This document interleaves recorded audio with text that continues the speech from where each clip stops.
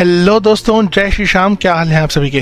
दोस्तों, जैसा कि हमें पता है अब वो जो समय है वो धीरे धीरे कम होता जा रहा है। तो अब हमें पता होना चाहिए कि अगर हम ग्रुप 1 सीए फाइनल का पेपर देने जा रहे हैं तो उस ग्रुप 1 की स्ट्रैटेजी प्रिपरेशन की हमारे सामने क्या होनी चाहिए, किस तरीके से हमें कौन से सब्जेक्ट को सबसे पहले टारगेट करना चाहिए और कैसे हम इंश्योर कर सकते हैं प्रिपरेशन के साथ utmost 2 revisions of each chapter. ठीक है ना। तो बिना टाइम वेस्ट किए आइए फटाफट से हम अपनी बातों को शुरू करते हैं। आपको करना क्या है, आपको इस वीडियो को एंड तक जरूर देखना है और अपने बाकी दोस्तों के साथ भी इस वीडियो को जरूर से शेयर करना है। तो आइए स्टार्ट करते हैं।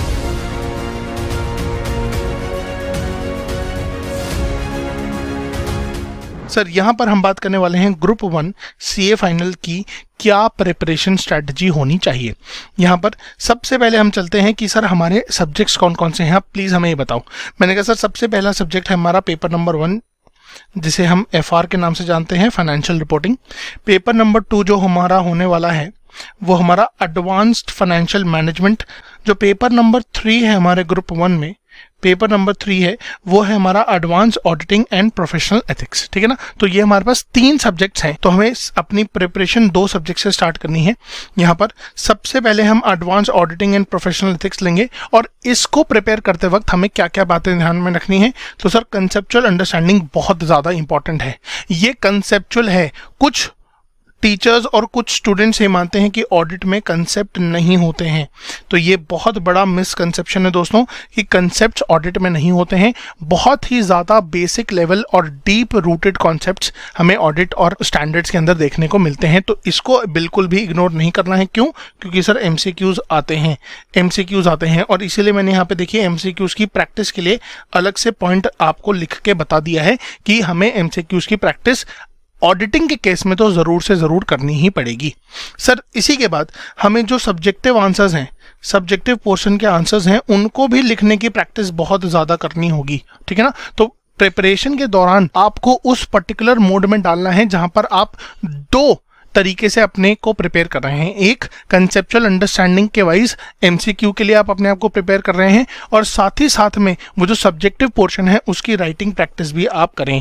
अपने नोट्स ज़रूर से बनाइए सो दैट आपको जो आंसर्स लिखने के समय हेल्प मिलेगी वो उन नोट से ही मिलने वाली है। ठीक है ना। सर जो पास्ट एग्जाम के जो क्वेश्चंस हुए वहाँ पर आपको MCQs भी मिल जाएंगे, केस स्टडी बेस्ड, और सब्जेक्टिव क्वेश्चंस भी मिल जाएंगे। तो इन दोनों के ही आपको अवेयरनेस होनी चाहिए कि पिछले अटेम्प्ट्स में जो ऑडिट के पेपर हुए थे सीए फाइनल लेवल के, उसमें किस तरीके से क्वेश्चन पूछा जा रहा था, किस तरीके से लैंग्वेज को चेंज करके, ऑब्जेक्टिव तो क्वेश्चन का वही रहा बट लैंग्वेज को चेंज करके बच्चों ने गलतियां वहां पर काफ़ी ज़्यादा करी हैं। ठीक है ना। तो यहाँ पर हमें पास्ट एग्जाम के क्वेश्चंस को ज़रूर से देखना है। ये बहुत ज़्यादा इंपॉर्टेंट हो जाता है advance auditing and professional ethics के लिए। सर इसी के साथ साथ हमें फाइनेंशियल रिपोर्टिंग की भी प्रिपरेशन करनी है, जिसमें हमें इंड एस के नेम्स और नंबर्स ज़रूर से याद रखने हैं। ये कुछ बच्चे नहीं याद करके जाते हैं, वहाँ पर ये हमें लिखना पड़ता है कि as per end S this. तो हमें ये ज़रूर से याद होना चाहिए कि उसका नाम क्या है और उस इंड एस का नंबर क्या है, क्योंकि कभी कभी हमें थ्योरी में ही आंसर लिख के बताना होता है कि इस स्टैंडर्ड के हिसाब से ये पर्टिकुलर ट्रीटमेंट या ये एप्लीकेशन हमें देखने को मिलेगा। ठीक है ना। सर इंड एस भी कंसेप्चुअल अंडरस्टैंडिंग के बिना एकदम इनकम्प्लीट है। तो आप अगर कंसेप्चुअली अंडरस्टैंड नहीं कर रहे हैं कि सर कैसे इंड एस अप्लाई होगा किसी भी पर्टिकुलर ट्रांजैक्शन के ऊपर या पर्टिकुलर इवेंट के ऊपर, तो आप गलती कर रहे हैं बहुत ज़्यादा, क्योंकि यहाँ पर भी हमको ध्यान रखना है MCQs आएंगे, वो भी केस स्टडी बेस्ड आने वाले हैं। तो केस स्टडी में कोई इवेंट या ट्रांजैक्शन ही होगा जिसके बेसिस पर आपको आंसर करना होगा किसी स्टैंडर्ड के रिस्पेक्ट में। ठीक है ना। अब सर अंडरस्टैंडिंग तो आ गई, बट अगर उसकी इंड एस की एप्लीकेशन अगर आप कॉम्प्रोमाइज़ कर रहे हैं कि ये अप्लाई कैसे होगा, तो भी गलती कर रहे हैं, क्योंकि सर हमें ध्यान रखना है कि सब्जेक्टिव आंसर्स भी पूछे जाएंगे। ठीक है ना। तो हमें कंसेप्चुअल अंडरस्टैंडिंग के साथ साथ उस एनडीएस की एप्लीकेशन भी कैसे होनी है इस पे भी पूरा ध्यान देना है, और हमें यहाँ पर रिलायंस रखना है, कितना हैवी रिलायंस रखना है मल्टीपल क्वेश्चंस को करने का, प्रैक्टिस करने का। ठीक है ना। तो जो न्यूमेरिकल क्वेश्चंस हैं, जो प्रैक्टिकल क्वेश्चंस हैं, उनको ज़रूर से फाइनेंशियल रिपोर्टिंग के अंदर आपको करना ही करना है। ठीक है ना। जितने ज़्यादा से ज़्यादा क्वेश्चन करेंगे उतना ज़्यादा आपकी अंडरस्टैंडिंग और एप्लीकेशन दोनों ही इंप्रूव होती चली जाएगी। ठीक है। चलिए अब ये दोनों मैंने आपको बता दिया, इनमें क्या क्या ध्यान रखना है। और इसके लिए मैक्सिमम टाइम आपका क्या होने वाला है, तो आपका एफआर का 1.5 मंथ्स का मैंने टाइम रखा है और ऑडिट आपका 1 मंथ में कंप्लीट हो जाना चाहिए। तो अभी तक जो मैंने बताया वो अगर आपको समझ में आया और आपको लगा कि सर स्ट्रैटेजी तो बहुत सॉलिड है, तो आप फटाफट से इस वीडियो को लाइक करिए और अपने सभी दोस्तों के साथ इसी वीडियो को तुरंत से शेयर भी जरूर से कर दीजिए, ठीक है ना। चलिए, तो हमारा सर एफआर हो चुका और ऑडिट हो चुका होगा, ठीक है ना, ये अज्यूम करके हम बात कर रहे हैं। तो हम स्टार्ट करेंगे अपनी एएफएम की प्रिपरेशन। एएफएम में भी आपको कॉन्सेप्ट्स की अंडरस्टैंडिंग बहुत ज़्यादा ज़रूरी है, क्योंकि यहाँ पर एमसीक्यूज आएंगे केस स्टडी बेस्ड, ये भूलना नहीं है। बार बार मैं आप लोगों को बता रहा हूँ, एमसीक्यूज बहुत इंपॉर्टेंट होने वाले हैं दोस्तों, ठीक है ना। फ्री के नंबर मिल जाते हैं अगर कंसेप्चुअली अंडरस्टैंड कॉन्सेप्ट करके आप जाते हैं एग्जाम हॉल के अंदर, ठीक है ना। तो लिस्ट ऑफ इंपॉर्टेंट क्वेश्चन जरूर से बनाइए, वेरी इंपॉर्टेंट, ठीक है ना। तो यहाँ पर कई सारे क्वेश्चंस ऐसे हैं जो बहुत ही पर्टिकुलर हैं, किसी पर्टिकुलर अजम्पशन के साथ उन क्वेश्चंस को किया जाता है। तो वहाँ पर आपको ये जो लिस्ट आप बनाएंगे इंपॉर्टेंट क्वेश्चंस की, आपको एग्जाम पीरियड के पास में आकर सिर्फ उन्हीं इंपॉर्टेंट क्वेश्चंस को रिवाइज करना रह जाएगा, पूरा बल्क रिविजन आपको नहीं करना पड़ेगा। तो ये आपके रिविजन के लिए बहुत ज़्यादा इंपॉर्टेंट है और एग्जाम टाइम के पास में जितना कम समय लगे रिवीजन में उतना ज़्यादा बेहतर होता है, क्योंकि हम जानते हैं सर एग्जाम से पहले सिर्फ एक ही दिन का टाइम मिलता है हमें, ठीक है ना। चलिए, इसके बाद हम आते हैं फॉर्मूलेज के ऊपर। तो फॉर्मूलाज हमें बिल्कुल याद रखने हैं सर। बेहतर होगा कि आप उस फॉर्मूले के पीछे का लॉजिक भी समझें, बट अगर मान लीजिए टाइम नहीं है तो फॉर्मूलाज भी आपको एक लिस्ट बनानी चाहिए, लिस्ट ऑफ फॉर्मूलाज आपके पास होना चाहिए, ठीक है ना। तो एंड डे ऑफ रिविजन में बहुत ज़्यादा हेल्प करता है ये फॉर्मूलेज की लिस्ट भी। अब इसके बाद हमें मैक्सिमम क्वेश्चंस प्रैक्टिस करने हैं हर एक कॉन्सेप्ट के, चाहे वो स्मॉल कॉन्सेप्ट हो चाहे वो बिग कॉन्सेप्ट हो। जितने भी मैक्सिमम क्वेश्चंस आपको मिलें उस पर्टिकुलर कॉन्सेप्ट को लेकर आपको ये ज़रूर से प्रैक्टिस करने हैं। सारे क्वेश्चंस हैंड रिटन प्रैक्टिस करने हैं, कोई भी ओरल क्वेश्चंस नहीं करने हैं, ठीक है ना। सारे क्वेश्चंस आपके हैंड रिटन होने चाहिए सर। इसके बाद जो भी पास्ट एग्जाम लेवल क्वेश्चंस हुए हैं, ठीक है ना, उनको तो ज़रूर से करके जाना है, ठीक है ना। तो पास्ट एग्जाम क्वेश्चंस के लेवल को ज़रूर से चेक करना है कि सर जो हमने प्रिपरेशन अंडरस्टैंडिंग ली है, क्या उस अंडरस्टैंडिंग के बेसिस पर हम क्वेश्चंस जो पास्ट पेपर्स में आए हैं उस लेवल के क्वेश्चंस हम कर पा रहे हैं या नहीं कर पा रहे हैं।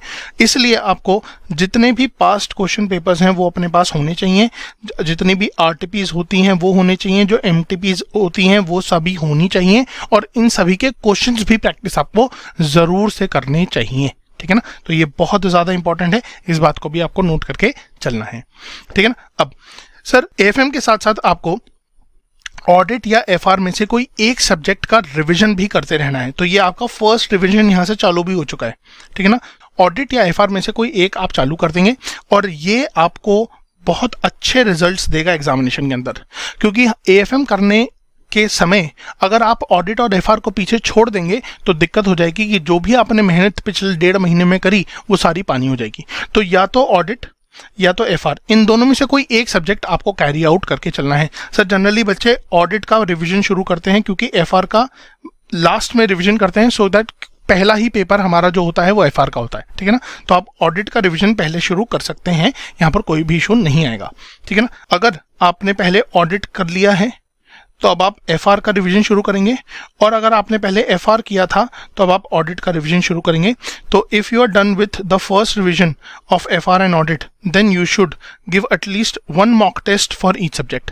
एक मॉक टेस्ट देना क्यों ज़रूरी है, क्योंकि एक कंबाइंड टेस्टिंग, एक कंबाइंड लेवल की टेस्टिंग या मैं कहूँ ओवरऑल लेवल की टेस्टिंग आपकी इस मॉक टेस्ट के थ्रू हो जाएगी कि आपने जो भी पढ़ा क्या आप उसको ओवरऑल लेवल पे एक कंबाइंड लेवल पर अप्लाई कर पा रहे हैं एग्जामिनेशन के अंदर। उन आंसर्स को आप उस तरह लिख पा रहे हैं जिस तरह रिक्वायर्ड है लिखना, ठीक है ना। और ज़रूर से अपने मॉक टेस्ट को किसी प्रोफेशनल से चेक भी करवाइए, ठीक है ना।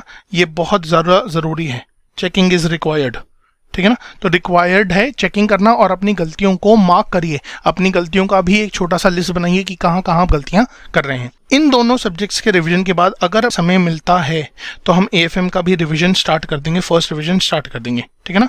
फर्स्ट रिवीजन को फटाफट से कंप्लीट करने के बाद अपने को क्या करना है, सेकेंड टाइम का रिवीजन शुरू करना है। सेकेंड टाइम के रिवीजन में आप एफआर को एकदम बाद में, ऑडिट को सबसे पहले लेंगे, फिर एएफएम लेंगे, फिर एफआर लेंगे, ठीक है ना। और इसी के साथ साथ हमको क्या करना है, मैंने कहा सर हमें हर सब्जेक्ट के मॉक टेस्ट देने हैं कम से कम 2 से 3।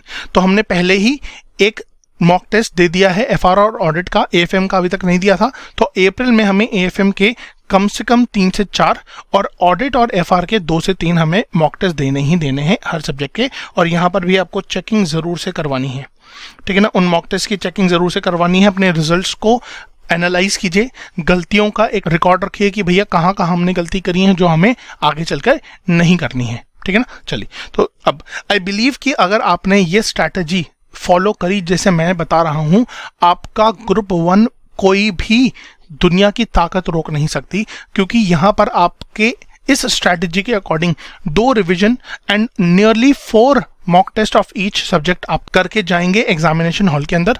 और इस बात से इंश्योरिटी ये बात की होगी कि आपका कॉन्फिडेंस लेवल जो होगा वो बहुत ज़्यादा हाई होने वाला है फॉर ईच सब्जेक्ट, ठीक है ना। कोई एक सब्जेक्ट की बात नहीं कर रहे हैं, हर सब्जेक्ट में आपका कॉन्फिडेंस बहुत अच्छा होने वाला है, ठीक है ना। चलिए, तो यहाँ पर आपको एक और चीज़ ध्यान देनी है कि एफआर और एएफएम की बहुत बेहतरीन प्रिपरेशन के लिए, बहुत ही ज़्यादा बेहतरीन प्रिपरेशन के लिए हमारे पास जो कोर्सेज अवेलेबल हैं, ग्रूमिंग एजुकेशन की जो वेबसाइट है उस पर आप जाकर अपने आप को ज़रूर से एनरोल भी करवा सकते हैं।